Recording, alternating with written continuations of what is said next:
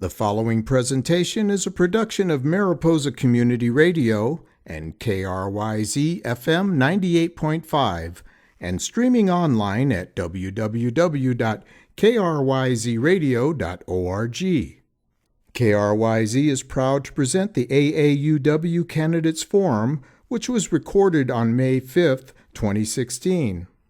Candidates from District 2, 4, and 5 will speak on topics relevant to the upcoming election. We hope this information will help you decide who will be the best choice for your district supervisor. I'm your host, Ron Udice. We now present the AAUW Candidates Forum. Good evening.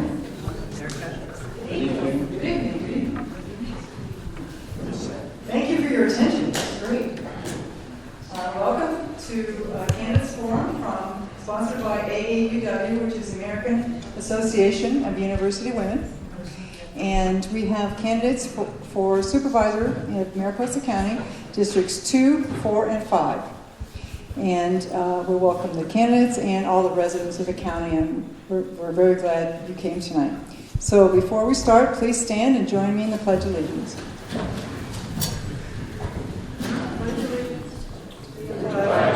Of the United States of America, and to the republic for which it stands, one nation, under God, indivisible, with liberty and justice for all. Thank you. My name is KRYZ Casto. I'm an AAUW member, and I'm going to be your moderator tonight. And Judy Van Winkle is in the back, and she'll be the timer tonight. Thank you, Judy. The purpose of the gathering, the forum, is to present the community with the opportunity to hear about the candidates, their background, part of their platform, where do they see the county going, and to just learn more about what they see the future of Mariposa County. Tonight, not all your questions might be answered, but you at least get a good flavor, a good understanding, and a better understanding of the candidates. And after this meeting, the candidates will be staying to talk to you in person. If you have a specific question, I'm sure they'd be glad to answer those questions. And they do have some information on the back table, which they hope that you will take and read at your convenience. As for the format, each district is defined by the name tags. The white is District 2, and the yellow is District 5. And because Supervisor candidate is running unopposed, he doesn't get a color at all. He gets no colors. But he will be addressing you for 5 minutes without answering any of the questions, because we want to know more about the questions of those that we came here to listen to for the Districts 2 and 4. Tonight, the forum that will be that each candidate will speak for 3 minutes to introduce themselves to you, to give a little bit about their background and their intentions, and maybe even exactly why they're running to serve the community. Then we'll have a candidate speak for 5 minutes, which is also your supervisor. And then after that, questions will probably 5 questions, 2 minutes for the response from the candidates, and then the questions are from the index cards and the questions that you've written down. The closing will be 2 minutes from each candidate after that. So if you have questions along the way as the candidates are speaking, just raise your hands and one of the AAUW members will come and collate those. And we'd appreciate those sooner rather than later, but we will accept them up until the time that candidate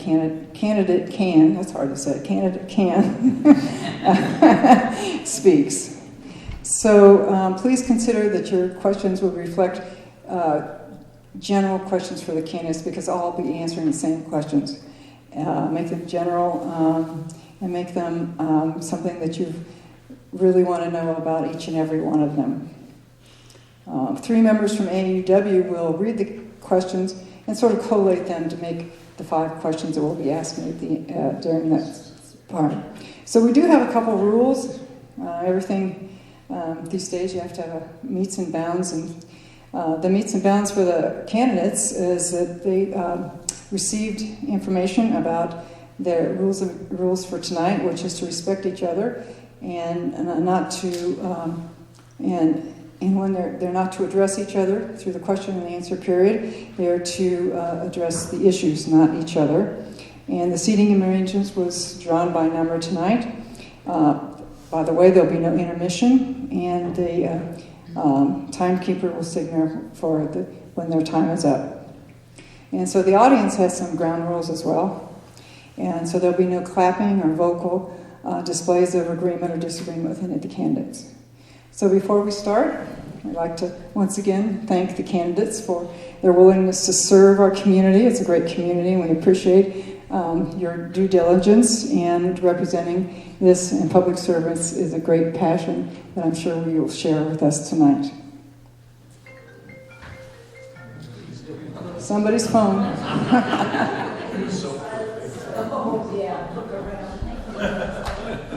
So from District 2, Candidate Cook, please.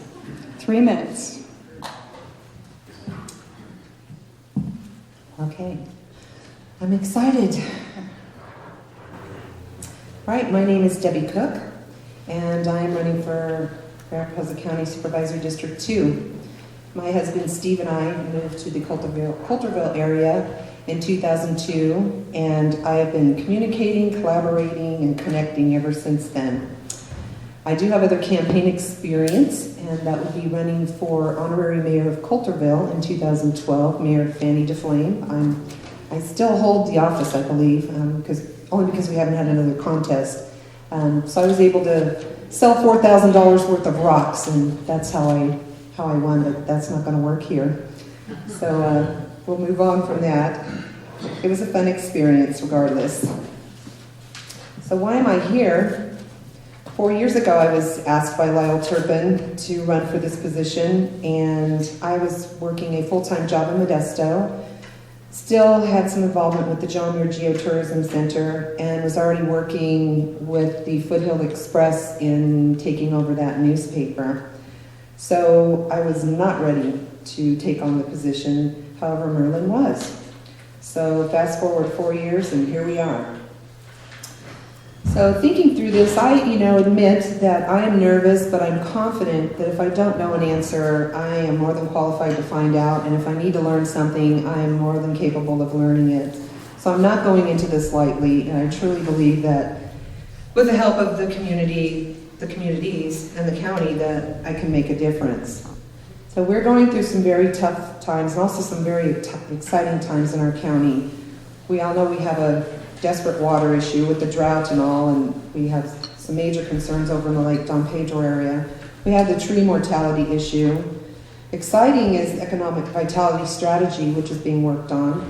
So I'm excited to be coming in on that pretty much where everyone else is as far as reports that are being shared. We have internet and cell phone service. That's been an issue for as long as I've lived in the county. And then we have volunteerism.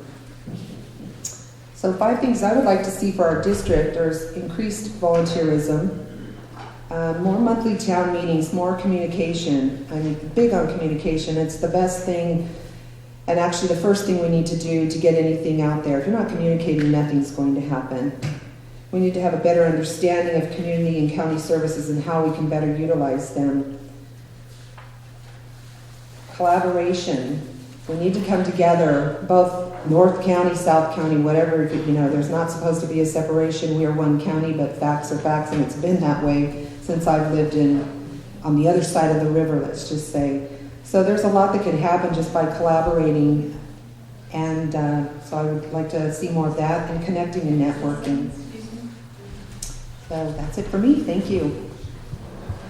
Thank you very much. Candidate Jones? Thank you very much. First of all, I'd like to tell everybody a little bit about myself. I believe in personal property rights. I believe in the Second Amendment. And me and my wife will have our CCWs by the end of the year. And I have a shotgun beside my bed. The other thing is I feel like I'm the only experienced business person running in District 2. When I retired in 2005, I had 4 multi-million-dollar companies, and I had to pay over the 50 employees. I had to make sure every Friday that I had the money to pay all these employees. That's not easy sometimes. And the reason I tell you this is because in doing so, I understand the finances of the county in large dollars. When I looked at the county, one of the things that I noticed most when I was running was there were some department heads, in my opinion, that were not doing a good job. First of all, we'll start with the fire chief.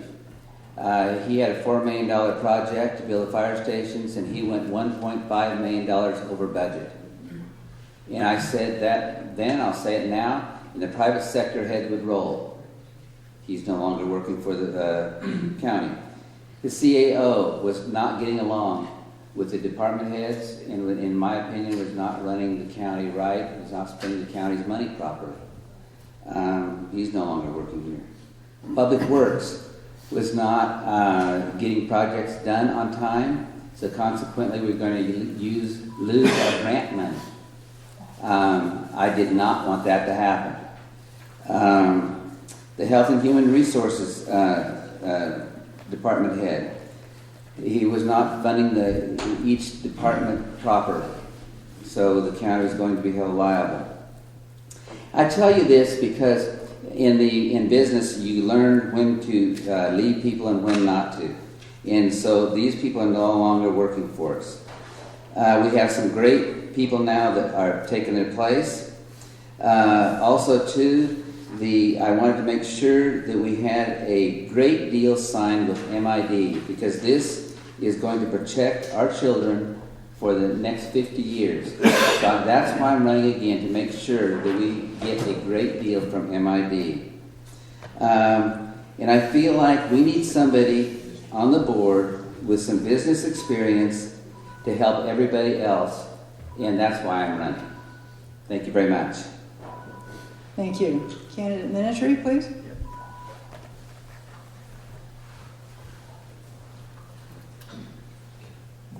Can you hear me now? Perfect. Thank you.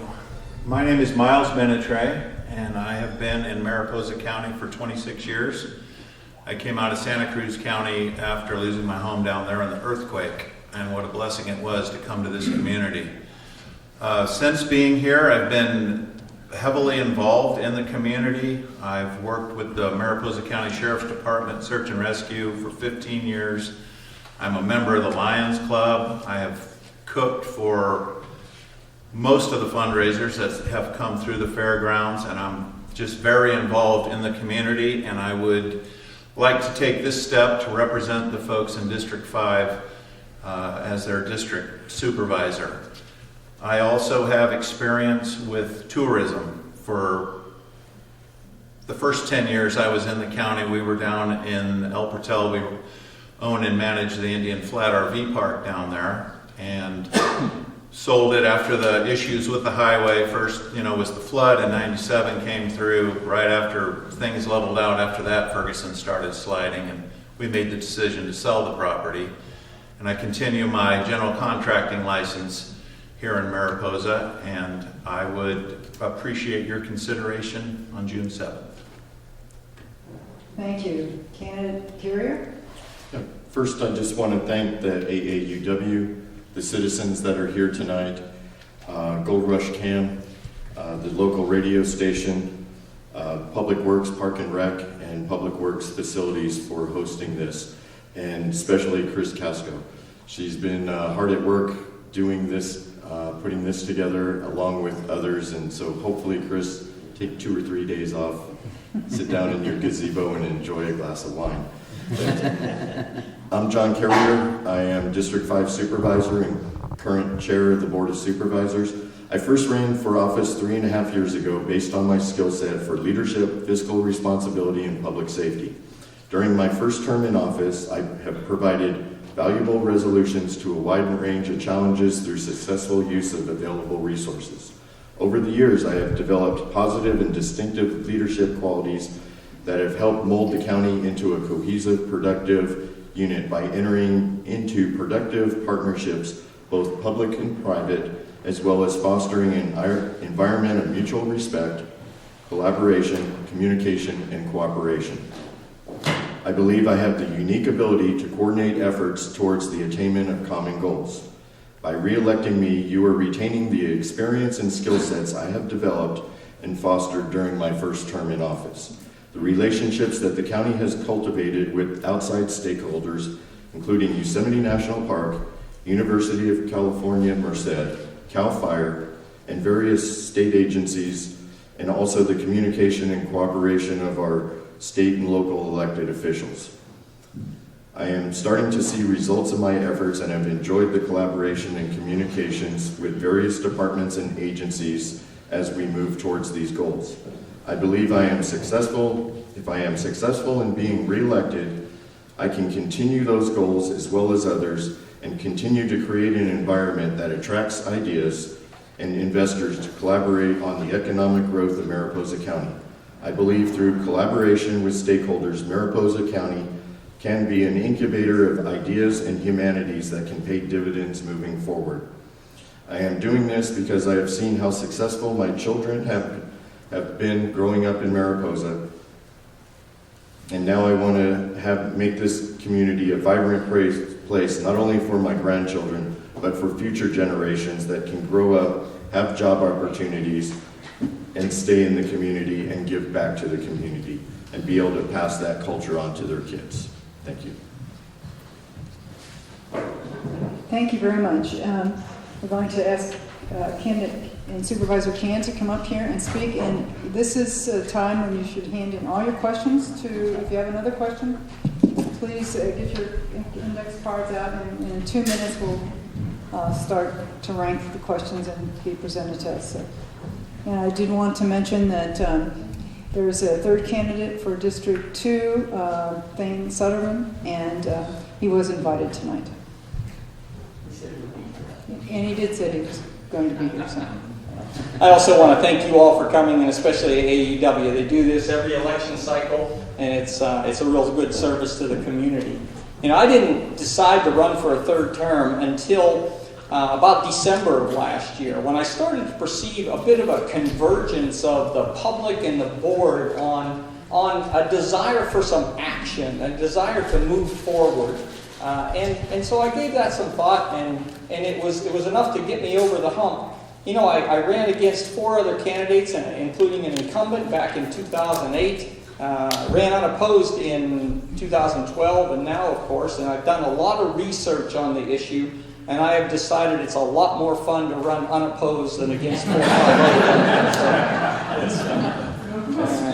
others. You know, I work a lot with the Rural Counties Association, which is the 35 most rural counties in California, and I've learned that Mariposa County is distinctly different. We have no incorporated towns or cities. Therefore, the board member, the District 2 supervisor, the District 5 supervisors vote has as much weight on things in the town of Mariposa, in my district, as mine does. And so that's a really unique thing. We decide what sidewalks get replaced in Mariposa, what storm sewers get replaced in Coulterville, and what conditions go on the Silvertip Lodge proposal in Fish Camp, and on and on. So you really have to work together. You can't hold grudges, I can tell you that. I may be really mad at Marshall at the end of this Tuesday, but by next Tuesday, we have got to be on a good working relationship, or everybody loses. And I think that's a good thing. You know, I'm not working on one single thing that was on the table in 2009 when I started. We have to be pretty flexible. So many of you that I work with on so many issues, the homeless issue. There was no homeless issue that we admitted to in 2009. The MID issue, the Merced Irrigation District contract and litigation that Merlin spoke of, the parking district in downtown that's been inspired for 15 years, the tree mortality, you know, it's engulfed us all. It is a huge issue. The fairgrounds. The governor has decided that, you know, we didn't have to worry about the fairgrounds. It was a state entity, it was state funded, and we enjoyed it. Now, It's a state entity. The governor controls it, and you pay for it. And that's the way it's going to be until we can find a different way to make that happen. So we're grappling with that right now. Solid waste issues. You know, we had just christened a new state-of-the-art co-compost facility. Now we're trying to figure out what do we do with the rest of the 30-year loan or 40-year loan that we have on that facility that we still owe 30. That whole world is evolving, and that's what we have to do on a very regular basis. We're making a lot of economic development noise now, and I like that. And again, back in December, we went out to the public. We got huge public input, more than on any other issue, on what we should do about economic development here. And I've been really encouraged by the responses that we got. There was a significant consensus of the top 3 or 4 issues that we should be working on. And while we commit to some long-term things, I am certainly committed to making sure that this board can't set aside the top 3 or 4 things that have universal, almost universal consensus amongst our public. You should not be happy with us if we don't act on all of your input. So I'm looking very forward to doing that. But at the end of the day, the tourism pays the bills here. Tourism is the thing that will allow us seed money to grow a more diverse economy here. We have to take care of it. You know, a lot of people complain we put $500,000 into a professional tourism bureau. But I got to tell you, in 2009 we put $500,000 in seed money. We got back $10 million. In 2016 we put $500,000 in. We're getting back $14 million.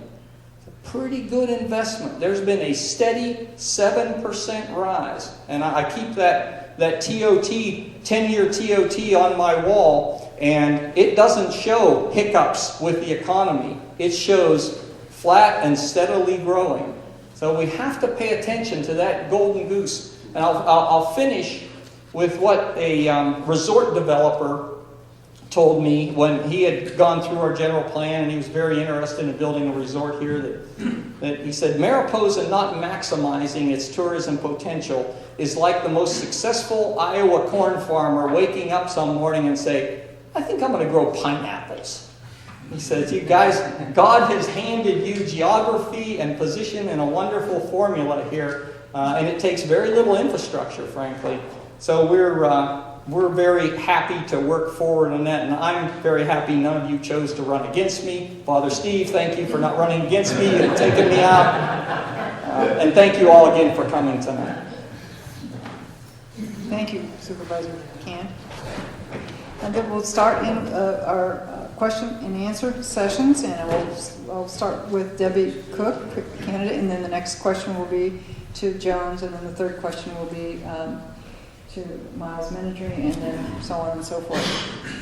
So the first question, maybe the question is as long as the answer, but this is a long question, okay?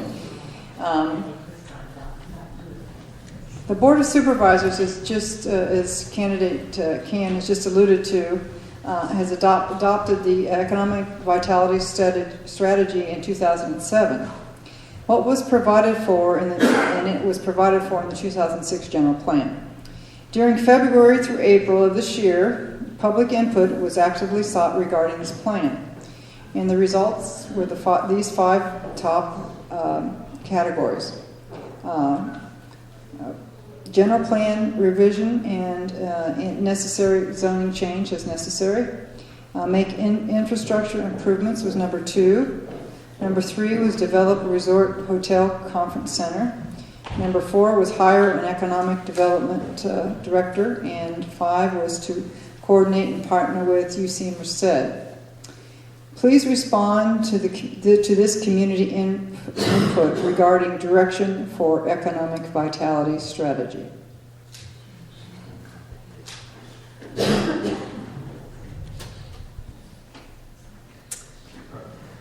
Okay. I have just come in with attending the last Board of Supervisors meeting, or maybe in the Board of Supervisors meeting before.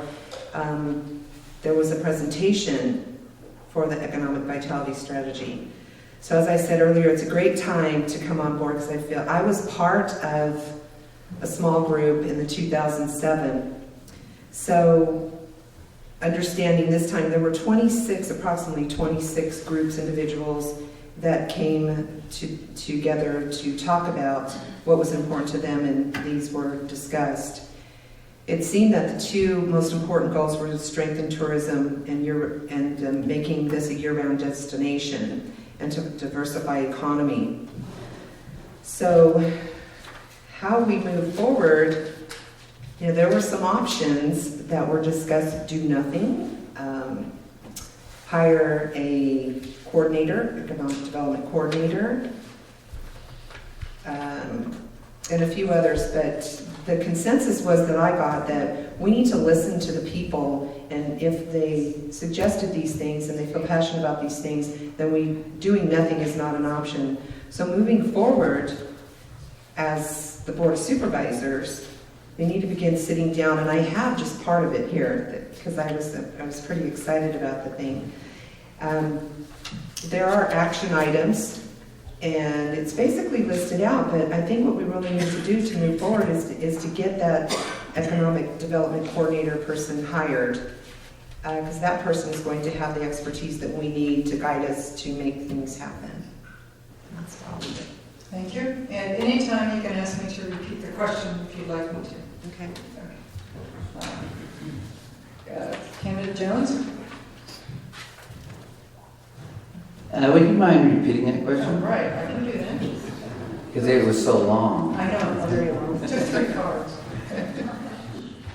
The Board of Supervisors adopted an economic vitality strategy in 2007 that was provided for in the 2006 general plan. During February of this year through April, the public was invited to participate in the review of the plan. The top 5 priorities, action items, were garnered through this effort. So these are the top 5. Revising the general plan and zoning as necessary. Make infrastructure improvements was number 2. Develop a resort hotel commercial center was number 3. Hiring an economic development coordinator/director, and the last was partner with UC Merced. Please respond to this community input regarding direction for the economic vitality study. End of question. Okay, thank you very much. First of all, I think our general plan does need to be looked at and tweaked just a little bit. I don't think we need to throw it all completely out, but there is certain things that I think we should look at and adopt. We have, like, for example, a sign ordinance. I think we should look at that. I think we have some of the permitted uses that we need to maybe look at those and not have so many conditional use permits. But first of all, I think to implement this, I think we would need to hire a coordinator, and we need to look at tourism as the number 1 generator for this county and continue to improve on that. That is about a $14 million income to the county, which is about a little over 50% of our discretionary spending. Now that is our goose with the golden egg, that lays the golden egg. But then also too, I think we need to take and diversify. When I started my first company, it was laying some golden eggs. But then I went and got another goose, so I could get some more golden eggs. And that's what I think we need to do, is to diversify so we're not continually focused on this one goose that continues to lay the golden egg. And in turn, when we have a shutdown in the county or in the federal government and our revenue drops, we're not depending on one simple source of income. And it's not that hard to diversify. I think we can bring in some tech companies and work on our internet service here. So because faster internet services are going to bring those in. So I would focus a lot on hiring not just a regular coordinator, but a great coordinator. Because if we invest $10 in this coordinator, it's like our grant writer. And I said this when I hired the person, and she's sitting back there now. If I can put a dime in and I get $1 back, I'm going to keep sticking those dimes in and getting those dollars back. And that's what has happened with our great grant coordinator, Tara Schiff. And I think we can do the same thing here, is by getting a super coordinator, investing in tourism, and continuing to improve on that, continuing to generate, and this is continuing to rise, but to diversify and get another goose laying some golden eggs for us, so we're not tied to just one simple source of revenue. That's what I did in the private sector, and that's what I would do in the county. Thank you very much. Thank you. Candidate Minitry? So when I first started this campaign to seek this seat, I learned of the economic vitality strategy. I downloaded it, I read it. I thought it was a pretty good document, even though I guess it's close to 9 years old now. It has a lot of good stuff in it. And I went to several meetings that Tara organized, and the thing that came up over and over is the number one thing, is that something is wrong with the general plan and the zoning. It needs to be modified, it needs to be loosened. And I have to be honest with you, I've been building for 26 years. I'm not up to speed on the general plan and what the zoning ordinances are, but I know that the people that were in these meetings, it kept coming up. So something's there that needs to be looked at. And I agree with the idea, or I support the idea of a hotel conference center. I think that would increase our TOT revenue. I think it would also give us the ability to draw in some companies from various areas to come enjoy our great little town and then come back with their families on the weekends, which also boosts our economy and our TOT. There was some other items in the economic vitality strategy that I think are also things that we can pursue in diversifying our economy. One of them was the arts. I met a gal this morning. I actually met her this morning at the Mariposa Business Association meeting, but I had been to her house yesterday, and her neighbor was telling me about her. She just moved into town, opened an art shop downtown. And I know that the arts put Sedona on the map, and that's something that will draw people to Mariposa.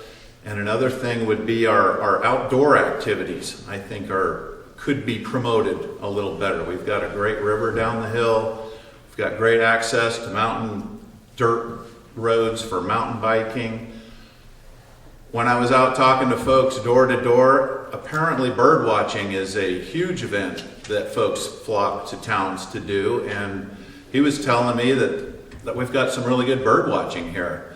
Another thing that could be promoted. I think it just boils down to action, and community also can be involved in helping us with this, but I think at the board level, if we could allow some things to progress, then it would benefit our community. And I support those ideas. Thank you. Candidate Carrier? Chris, I just need some clarification on the 5 main goals. That's for the original 2007 economic vitality strategy, correct? This is the goals are the result of the recent work that was done by the 27 or so input from the community. Okay, because I don't think we actually decided on the top 5. No, those were the top 5 from the surveys. Not your top 5, the survey's top 5. Okay, but we haven't finished yet the outreach. So some of those bubbles are getting large, but we still have to reach out to some stakeholders. Right. Some that were very significant that we left off. One was Yosemite National Park. We didn't get any input from them. The tribes, the leisure folks, DNC, Airmark, and the school district. So before I can really say those are our top 5, Well, we really need to be careful on saying those are our top 5. Those are the top 5 that we know of as of tonight. I don't know that, so. Well. But I will touch base on some of them. Okay. Because 2 weeks ago, the board approved 8 action items. I don't remember what all 8 action items are, but we were going to request that the stakeholders that we haven't reached out to, reach out, compile those. Our planning director would do a presentation regarding zoning and the explanation of what the different zones are, what's permitted, what conditional use permit is. And just by the very nature, zoning and building laws are restrictive, and the existence is driven mostly by state, federal, and county mandates to provide applicable standards to county expansion activities. And if any of those standards are too restrictive or non-functional, then the Board of Supervisors can decide whether they're effective and change those if necessary. The UC Merced, the original report, their view of the economic strategy, we were way off base. You were in the meeting when we met with the Vice Chancellor of Innovations Lab, and I believe they can be a valuable partner. They can be a catalyst to help us incubate ideas and industry. The leisure industry could be expanded. We didn't reach out to them, but at the end of the day, to partner with UC, we need investors. And whether it be a conference center or resort type, we need investors. And we didn't reach out to DNC. They are the world's largest privately owned company, or the best one in the world. And we really haven't reached out to them as a county asking for help. Airmark is a $14 billion company, and we should be looking at them. I've jokingly said we should look at the Donald Trumps of the world because they are resort developers, but we need to get input from folks like that to help us. Yes, we have ideas, but we need money behind to develop these things. So I think moving forward, if I'm elected in my second term, I'm going to be reaching out to those investors and asking them what would it take for them to invest into our community. So a conference center conceptually I think is a good idea. It could be multi-purpose for the humanities. The school could use it. We could have large functions. It could also be used for emergency evacuation or command control things. So overall, some of those things are good. I think as a county we need to move forward with those. And 2 weeks ago, the future of Mariposa changed when we, as the Board of Supervisors, approved those 8 action items. And I look forward to those action items being completed and then moving forward with a plan. Thank you very much.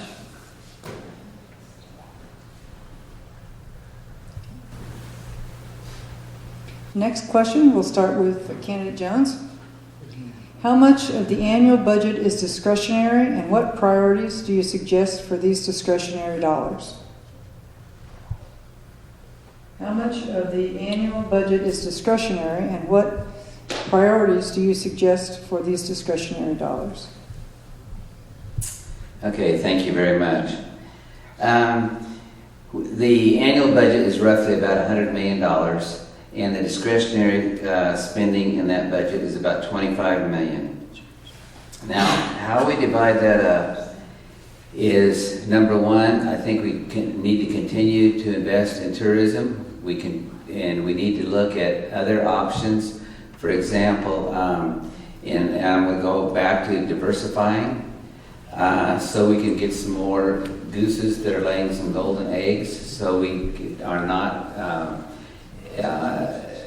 held to just tourism. Because out of that 25 million that is discretionary spending, there's about 14 million of that comes from our TOT tax.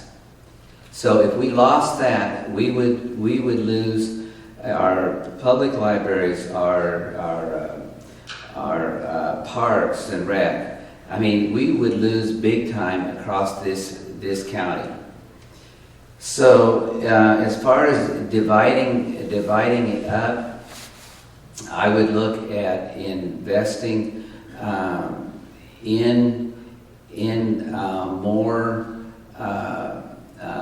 You can pick any one of the economic development plans, but I think the first one that I would probably look at is come up with investing in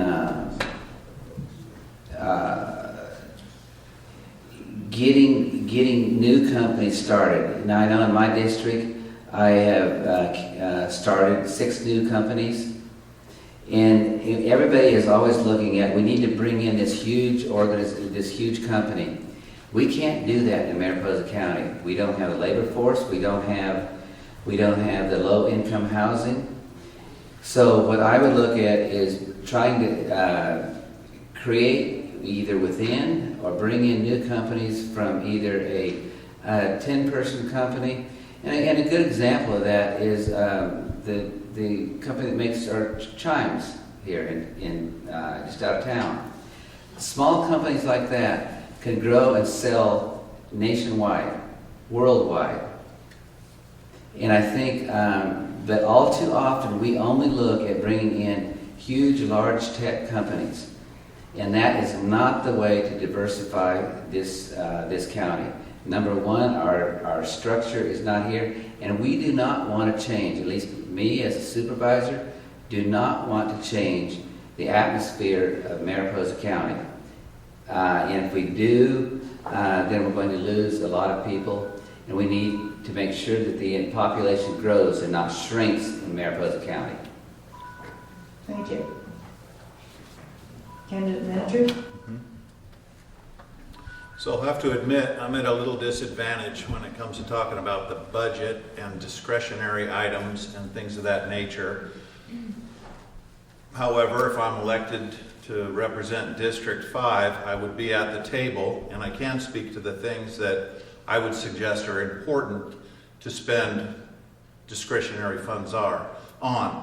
And my first item would be our law enforcement and fire. Doug Benoise was elected sheriff of this community, and I would offer at the table that he get whatever tools he needs to keep us safe here. With regard to fire, I know we've already taxed to death with our state tax, which everybody complains about, myself included, and we are paying our $80 supplement with our property taxes, but it's an important thing. And you know, the district that I'm looking to represent is sitting up against a dead forest, and it's going to be very important this year. The fairgrounds, right up there at the top of items that I would put on the table for discretionary spending.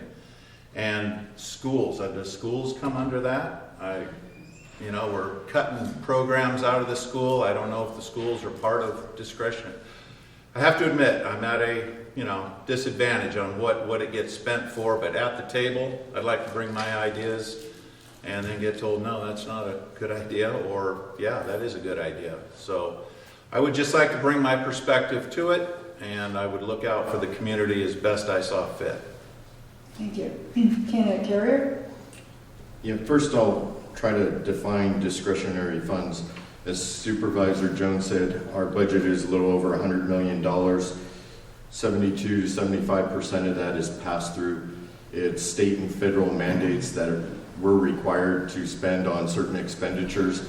And then so what's left over is $28 million or so. Some call that discretionary, but out of that discretionary, we fund public works, the sheriff's department, our parks and rec, all the landfill operations, all the public safety things. So to say it's discretionary sometimes is misleading. And at the end of the day, we're always faced with the challenge of balancing the needs of the county with the revenue taken in. The county is increasingly tasked with increasing expenditures due to regulatory and organizational requirements with no compensating funding, which means that we're being tasked to provide more services with less revenue coming in. So it's always a challenge. And then also we're having to look at future obligations, and we have to make adjustments as needed. And we do that on a yearly basis during the budget process.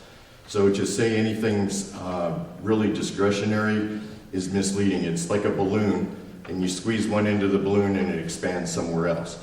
So the challenge is trying to balance the needs of the community with the state and federal requirements and then be able to provide. And the challenge is how do we get increased revenue? Nobody likes taxes, so TOT is 48% of our general fund, at almost $14 million. And so growing that or expanding smaller businesses, real estate, sales tax, so growing the branding of Made in Mariposa is one avenue to expand selling projects to increase taxes. That's a small increase compared to expansion of the leisure industry. So at the end of the day, it's challenging.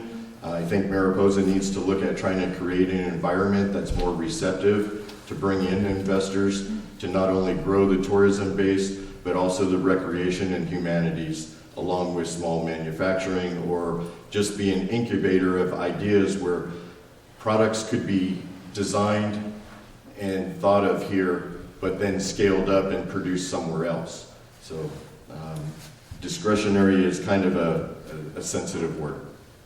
Thank you very much. And lastly, on this question, Candidate Cook. Okay, I want to hear it again, the question. Oh, sure.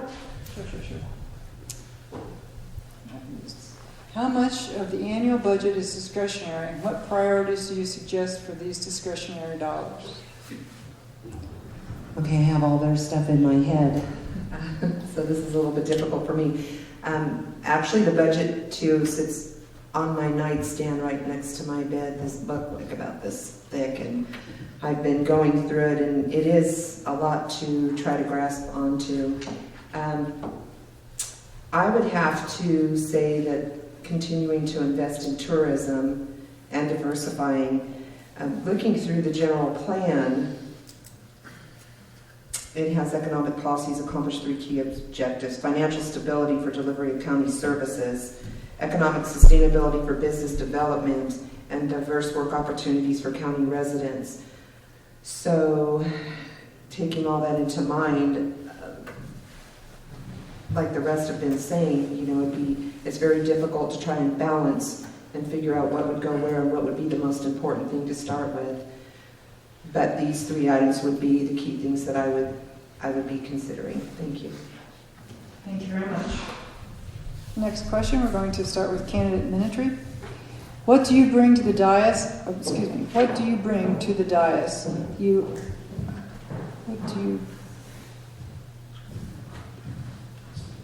Well, I'm going to reword this because it doesn't make sense. What do you bring to the dais that makes you the best candidate? And how many hours will you dedicate to the job each week? Oh, good question.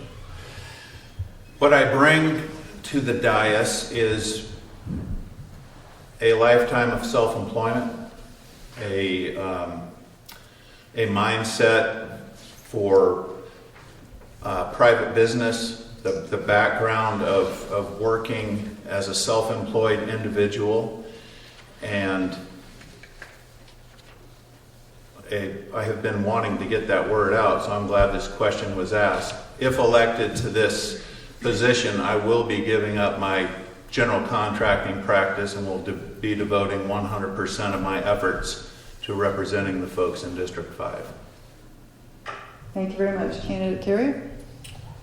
First of all, you'd be retaining the experience and skill sets that I've learned in my first term of office, the relationships I've built at the local level, the state level, and federal level with our electeds. But more importantly, the skills, knowledge, and abilities, the technical, human, and conceptual skills, where I have the technical knowledge of a vast array of subjects that the county faces. Like Supervisor Can said, we deal with everything up here. We're cities. We don't have any incorporated cities, so we have to deal with water, wastewater, landfill issues, swimming pools. So having that technical knowledge, the human skill to be able to communicate with people at all levels, at all abilities, from not only talking to a citizen, but talking to somebody really technical, to talking to a politician, to be able to have them understand and comprehend the concerns that we have here for our county. Then the conceptual skills to try to visualize what will work in Mariposa, what fits best. And so at the end of the day, I've learned a lot in the last 3.5 years, and being able to retain my experience and abilities of the relationships that I've built, I can continue to build on those and provide for the community and see Mariposa come more successful than what we've already seen in my first term. Thank you very much. Candidate Cook? Okay, I think the most important thing that I bring is the community perspective, with communication, collaboration, and connecting being the key factors. I didn't know when I moved to my little Coulterville area, just to be closer to the lake and have a little space, that community was going to become so important to me. I didn't know that it would become a firefighter and first responder because there was a need in the community. I didn't know that I would partner with a startup nonprofit to open the first ever John Muir Geotourism Center in our community. And I didn't know that I would use my publishing skills to help with a local telephone directory, write for the newspaper, and eventually become the owner. So I live in Mariposa County, I work in Mariposa County, I own a business in Mariposa County, and I serve in Mariposa County. I've been an active member and supported projects in all the communities. I've made my trips over here to Mariposa as well. A lot of people think, well, you know, it's all over there. Well, it's not all over there, it's over here too. You have to know what's going on over here to know what's going on and what you can do to help over there. And I'm a connector. I'm able to do that. I'm able to reach out and communicate at all levels. I'm always very passionate, and I just feel that that would be a huge benefit to getting some things done for the county in any aspect. Thank you. Candidate Jones? Thank you very much. You're doing a great job.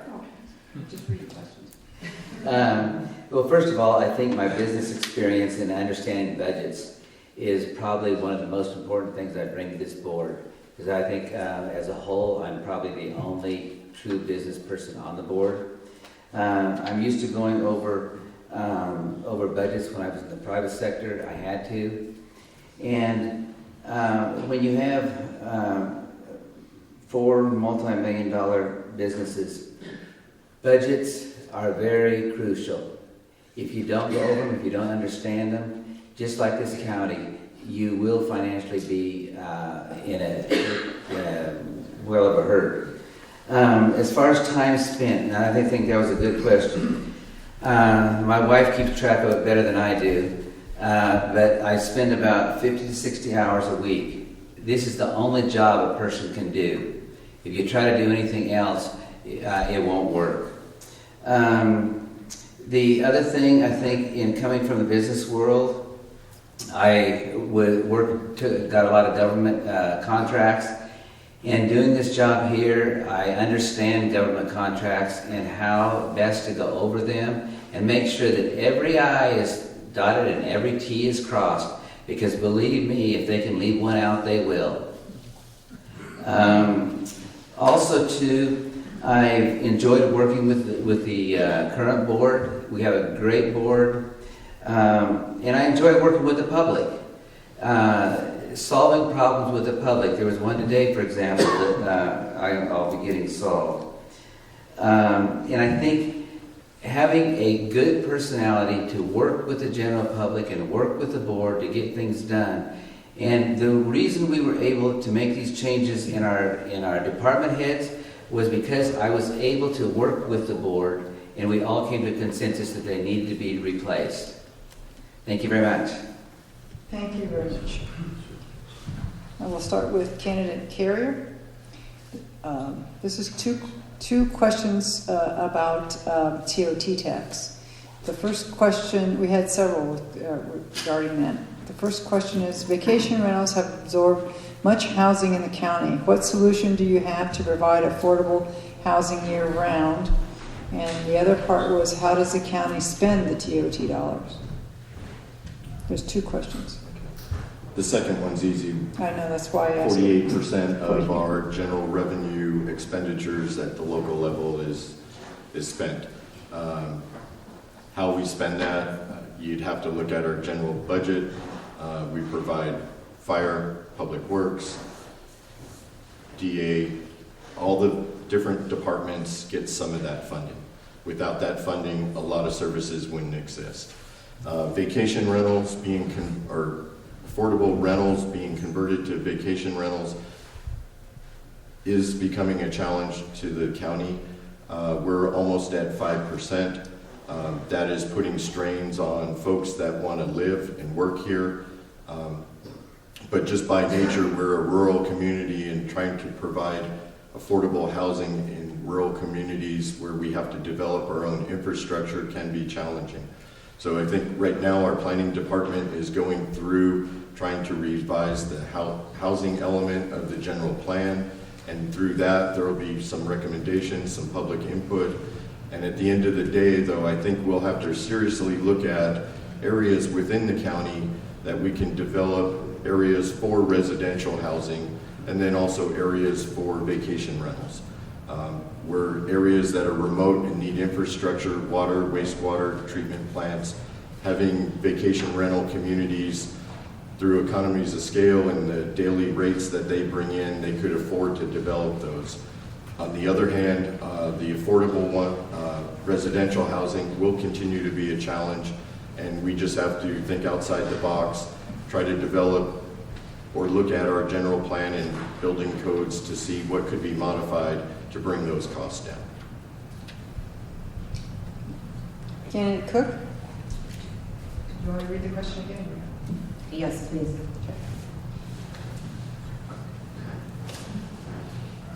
Vacation rentals have absorbed much housing in the county. What solutions do you have, or what solution do you have to provide affordable housing year-round? And then part B was, how does the county spend its TOT dollars?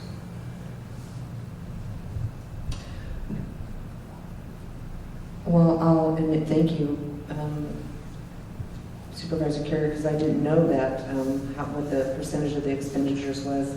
So I would have to just say I didn't know that one, so he gave that answer. Okay. Vacation rentals and what solution for affordable housing?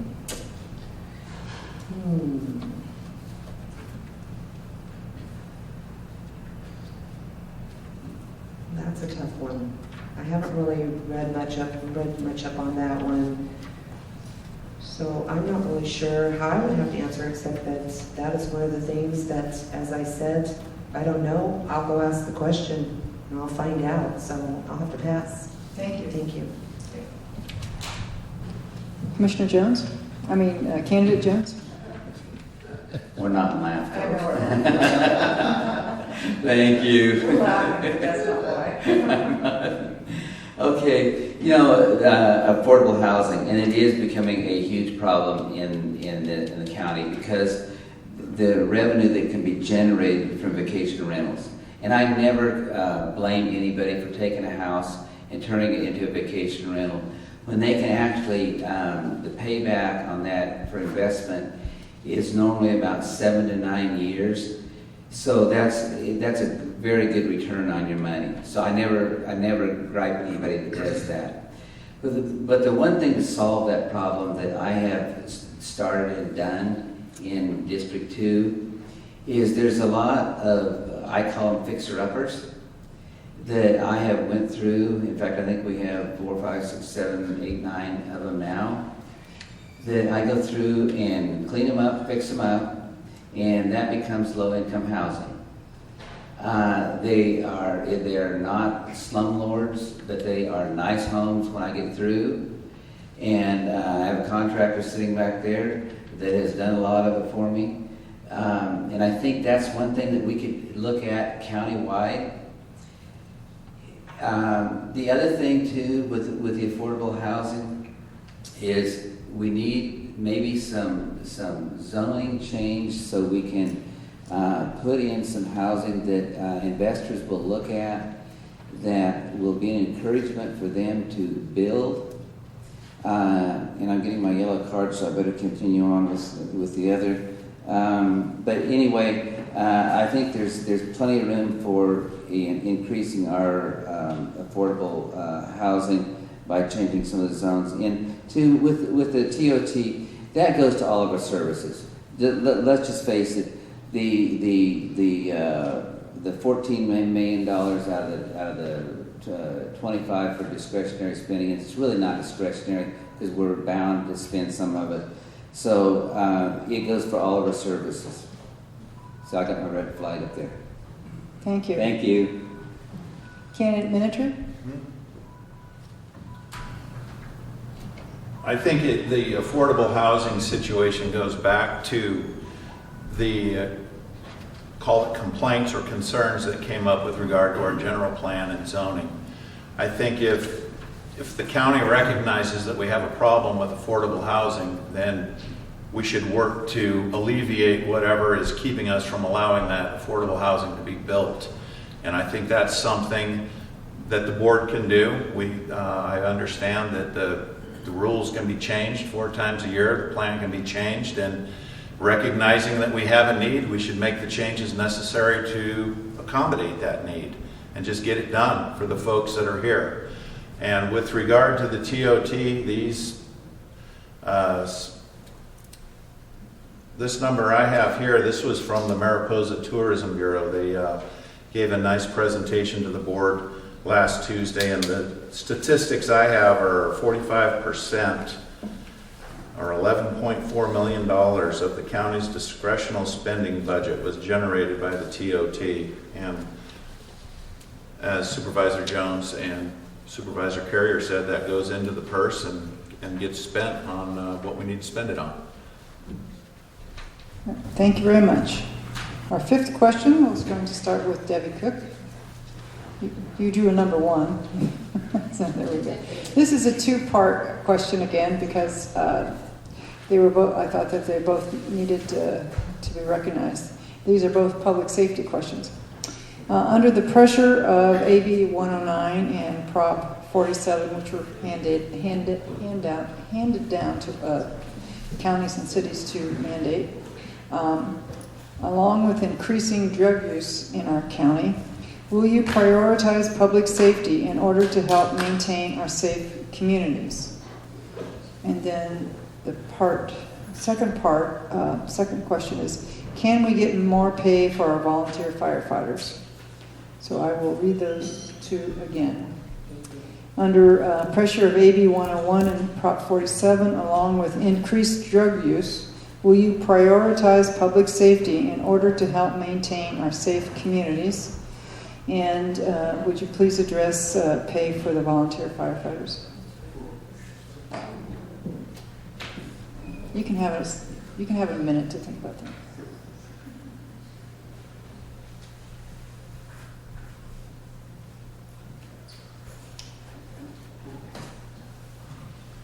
Okay, for me, the AB 109, Prop 47, and increasing, or will I prioritize public safety? Absolutely. I mean, if the public isn't safe, then we're all in trouble. That's just a given for me. That whatever we need to do to provide public safety just has to be done, bottom line. We all know of the incident that happened with one of our deputies, and we were very lucky that it wasn't worse than it was. But for that reason alone, whatever the sheriff's department needs to protect the community just has to happen. Can we get more pay for our volunteer firefighters? That's, I'm really not sure. I know that as a firefighter, right now we get, it's like $10 per call when we go on a call. We get more if we're contracted with CAL FIRE to stay for longer than a couple hours or whatever that might be, depending on what type of incident it is and all of that. I don't know. If you talk to the volunteer firefighters, most of us really aren't in it for the pay. I mean, $10 barely pays for my gas, really, to get me in the car and get me where I need to be. So I really don't know. We haven't, as a volunteer, I can't say that I have looked for anything for increasing the pay for our volunteer firefighters. Thank you. Candidate Jones? Thank you very much. Yeah, when AB 109 was passed, that changed the rules a lot, especially for crews that could go out and help do projects, because these were now released and we could not use them any longer. As far as supporting our Sheriff's Department, I think everybody that knows me knows that from day one, I've supported the Sheriff 110%. Our Sheriff's Department is probably one of the best departments that we have, and we have one of the best leaders in the Sheriff's Department, Doug Benawies. Anytime that we have needed pay for the Sheriff's Department, I've never hesitated 1 inch on not fulfilling what we need to support our deputies, the sheriff himself, because without safety in this county, none of us will want to live here. And the department has done, in my opinion, one fantastic job. And why he took on the fire department, I'll never know. But thank you, Doug, for doing that. And as far as volunteers, volunteer means a certain word. It means volunteer, no pay. If you start paying volunteer firemen, you're going to have to start paying scope. You're going to have to start paying every person else that volunteers. So the word volunteer means you volunteer, you don't get paid. If you don't want to volunteer, don't do it. And that's probably in plain, simple terms. But when I hear people saying, I'm a volunteer, but I should get paid. And I know I've been slammed before, because here a few years ago when our fire department came and promised that certain volunteers would get paid for fighting on fire. And it came before the board, and I voted against it. They said that they would walk, and that's what he claimed, and we had an emergency board meeting. And at that time, I voted against it because they are volunteers. If they don't want to be volunteers in any shape or form, then don't join. And I know and I appreciate every volunteer there is out there. We need all the volunteers we can, but you have to understand that when you are, then there is no pay included. So with that, I'll just say, Sheriff, keep up the good work. Any support you need, I'm here to give it to you. Thank you. Candidate Ministry? Yeah, I'm surprised at that question. I didn't know that volunteer fire people got paid. So like I said in my opening, I've been a volunteer, a true volunteer with the Sheriff's Department Search and Rescue Team for 15 years, going into my 16th season, and we never thought about asking for anything except for maybe some gas along the way when we're out there for days on end. But I'm surprised to hear that. I didn't know, and I would agree with Supervisor Jones. If you're a volunteer, you're a volunteer. With regard to the Sheriff's Department, again, I have personal relationships with a lot of the folks in the department. I have to say it again, 15 years. Pelp Richards was the sheriff when I started with the search and rescue team, and Doug Benawies was my search and rescue deputy coordinator at the time. So we have young men as deputies right now that were high school students that I mentored through the program. So I absolutely unconditionally support the Sheriff's Department, and like Merlin said, anything that he needs to do his job, he can count on me supporting him. Thank you. So, a candidate carrier. The county has the responsibility for the health, safety, and welfare, along with the mitigation of property damage wherever possible. And yes, the Sheriff's Department needs to be supported, and yes, we do probably have per capita more deputies than like counties. And we have that because of a reason. We have tourism here, and that is our golden goose that lays the egg. And we have to make sure that our communities are safe, tourists feel comfortable coming into an environment that they can spend their vacations and their vacation dollars here. But without knowing specifics on, well, you did mention AB 109 and Prop 47. Correct. That is causing a strain to not only our Sheriff's Department, but it's also to our probation, our DA, the jail, our human services, our affiliates, core, and so and then also the courts. So it's an all-encompassing issue. And just to take one department out of that equation wouldn't be fair to the rest of the law enforcement or public safety or the folks that are tasked with prosecuting or investigating. So through the CCP, which is the Community Corrections Partnership that the state established to allow local control and bring all those stakeholders to the table to discuss the issues and collectively come up with ideas, and the state has allowed us to think outside the box and give us flexibility, and that is one committee that I can truly say we have thought out of the box, and it has worked. Under the leadership of our probation department, he's had flexibility. He could have added more officers to his department, and instead he's put money aside so that we could expand the jail. And at some point, yes, we'll probably need 1 or 2 more officers once that jail is completed. We've added the school district to that. The public defender is now attending.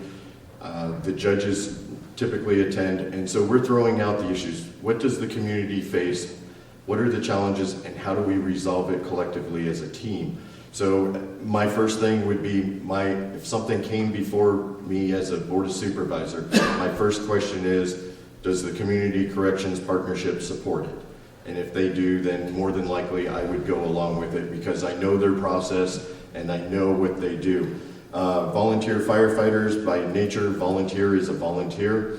We provide them with state-of-the-art equipment, personal protection gear, training. It is a huge commitment for the volunteers, but at the same time, volunteerism comes at a high cost to the county too. So it is a delicate balance, and again, that would be, to me, all the public safety folks getting together, coming up with solutions that the board could look at collectively and see what's best for the community. We live on volunteerism, and we can do half the things that the county does without that. Thank you very much. That was our last question. We'll start with our closing statement, and we'll start this time with candidate Carrier. I lost track of it. I got too many papers up here. Okay. 4 years ago, I was a new candidate going door to door listening to citizens. And I was fortunate in the sense that the Board of Supervisors was experiencing a vacancy and there was an opportunity to elect a new supervisor. I got elected, and though I thought it would not be as difficult to jump in and start doing my job, I really felt like a rookie draft pick playing in the major leagues. I saw 4 individuals hard at work, attempting to carry out their duties and not arriving at a consensus. Each supervisor wanted to pass agenda items without having to ask staff to resolve concerned issues. During my first year, I realized the Board of Supervisors had the quality and needed to research items presented to the board so that they could vote and continue on with other responsibilities. Quality management results in quality accomplishments. Today, Mariposa County's Board of Supervisors has that trait, whether they know it or not. Listening and consensus building are skills needed to attain these goals and objectives. Today, the staffing in all our departments, the people you can meet at county events or bump into while shopping, or on the engines that keep things running, or they are the engines that keep things running. And to quote Supervisor Long, they're doing the yeoman's work. I was asked a great question about the future of Mariposa County on the economic vitality. And my answer to that is today, you, the voter, essentially has the future of Mariposa in their hands. I want to live in Mariposa County with my wife, kids, and grandchildren. And I want them to have job opportunities, and I want them to be safe and healthy. So your choice today is to elect the most qualified county supervisor who has dedicated his lifetime to this county and will continue to do so. So I'm asking for your vote on June 7th. Thank you. Thank you. Candidate Minitry?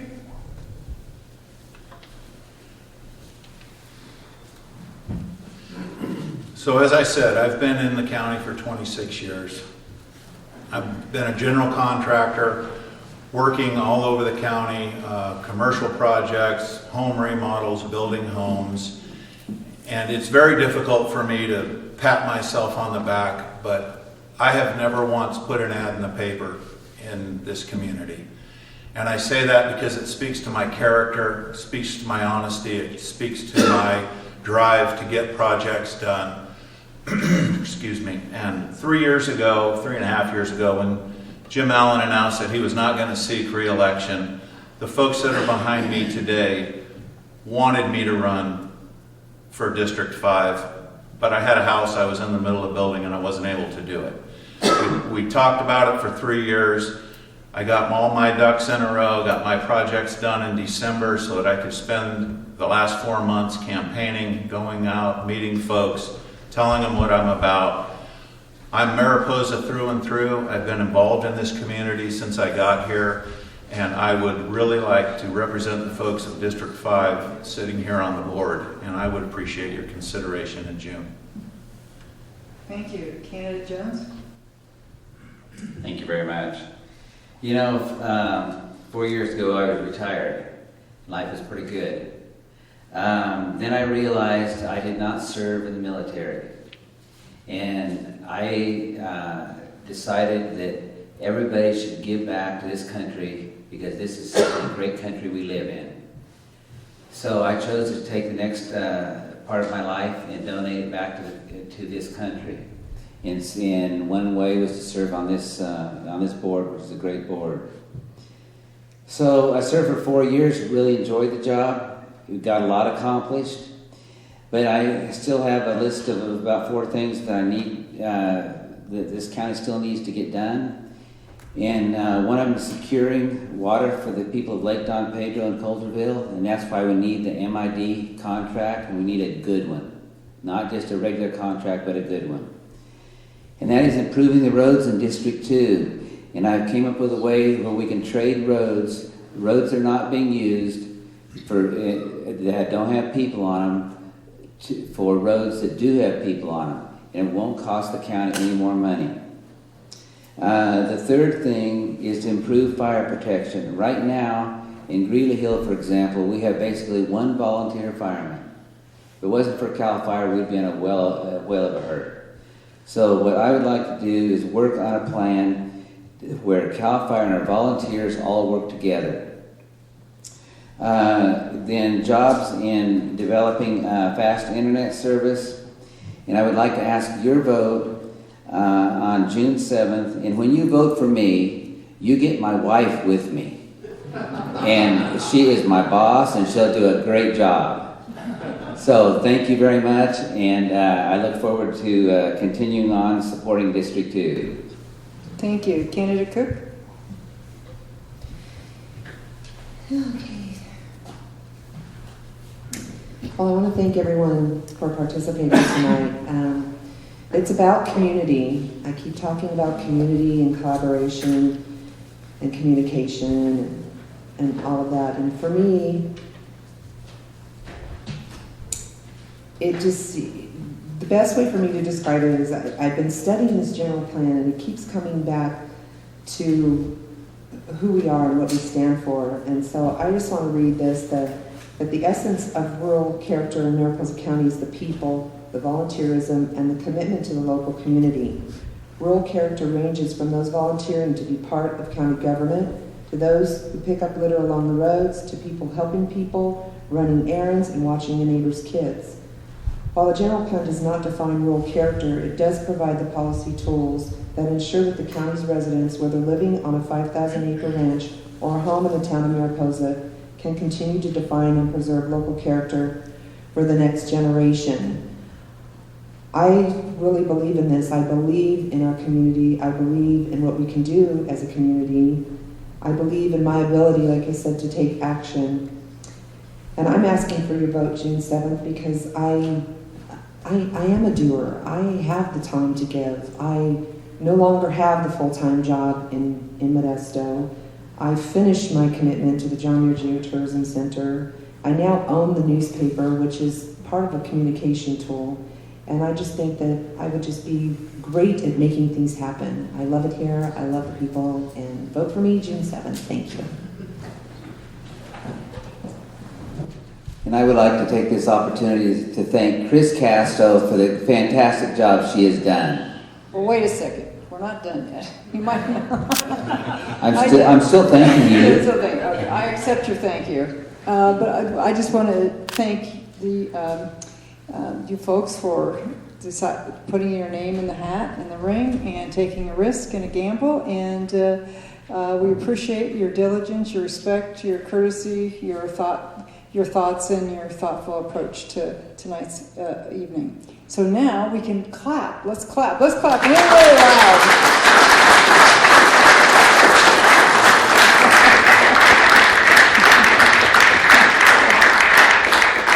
And then I want you to do another clap for yourselves for coming. Thank you for coming. I appreciate it. Give yourselves So in a way of a PSA, I just wanted to introduce Carolyn Baker, who's on the board of the AAUW, just to give a brief snapshot of what our local chapter does. I'd like to share a few things about our organization. You should know that the letters AAUW stand for the American Association of University Women. And our mission in AAUW is to break down barriers for women and girls. As a membership person for our Mariposa branch, I'm very proud to say that we currently have over 90 members. You might also be interested to know that AAUW is now open to male and female members.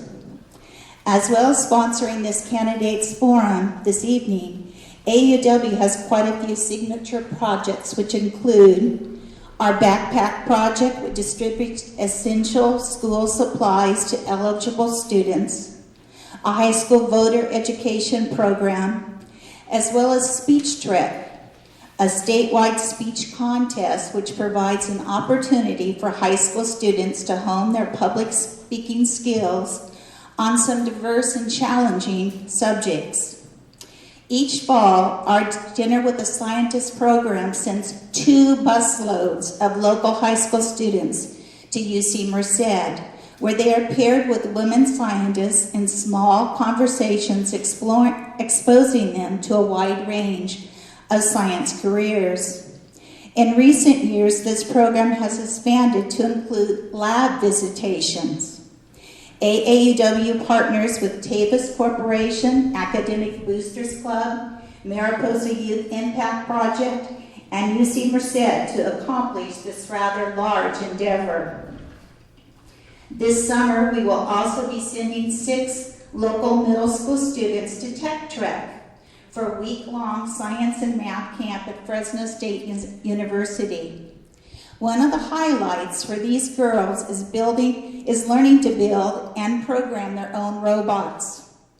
As the cost for girls who attends this amazing life-changing program is $900 each, we have numerous fundraisers throughout the year, including our upcoming AAUW home tour on Saturday, May 14th.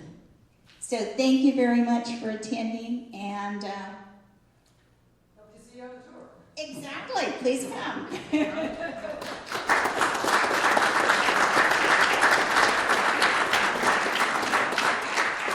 Just one more thanks and shout out to the volunteers who are here tonight to help. Judy Van Winkle was the co-chair of the event. Thank you, Judy. Yeah, save your applause. Save your applause then you can go crazy. Anita Starchman Bryant, Betty Massey, Kathy Delaney, Marilyn Saunders, Jane McLean, and Carolyn Baker. And so thank you guys, and thank you guys for coming, and thanks once again to the candidates. Good night. This has been a presentation of Mariposa Community Radio and KRYZ FM 98.5. KRYZ is your community radio station, and we're here to build relationships and a stronger community. If you have any questions or comments regarding programming on KRYZ, please contact us at kryzradio@gmail.com. Thank you for listening. I'm your host, Ron Udice.